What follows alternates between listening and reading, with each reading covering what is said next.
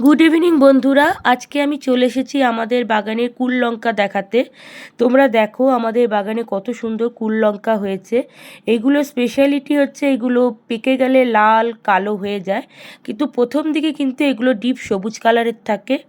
আর ঝালের কথা তো ছেড়েই দিলাম, এত মারাত্মক ঝাল, একটা লঙ্কাই যথেষ্ট, একদম জ্বলিয়ে দেবে। তো আগে দেখাতে পারিনি, সবুজ অবস্থায় দেখাতে পারলাম না। এছাড়াও রয়েছে আমাদের বাগানের মধ্যে আরও অনেক ধরনের লঙ্কা হয়, ধানি লঙ্কা হয়, এমনি লঙ্কা হয়।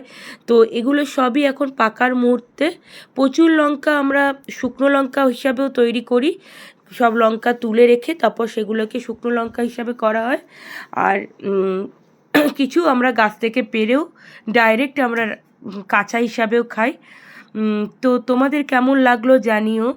এই লঙ্কাগুলো এতটাই ঝাল, অন্যান্য লঙ্কাগুলো তো তোমরা দেখেইছো, কিন্তু এই যে লাল লঙ্কাগুলো, কুল লঙ্কা যেটাকে বলছি, সেগুলো এতটাই ঝাল যে তুমি হাতে লাগলেও হাত জ্বলতে থাকে। তো খাওয়ার কথা তো আর কি বলবো।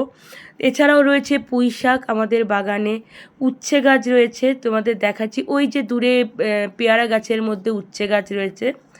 তো এছাড়াও আরও অনেক গাছ হয়, হলুদ হয়, আখ গাছ হয়। তো তোমাদের আজকে আমাদের ভিডিওটা কেমন লাগলো একটু জানিও। দেখা হবে পরের ভিডিওতে, ততক্ষণে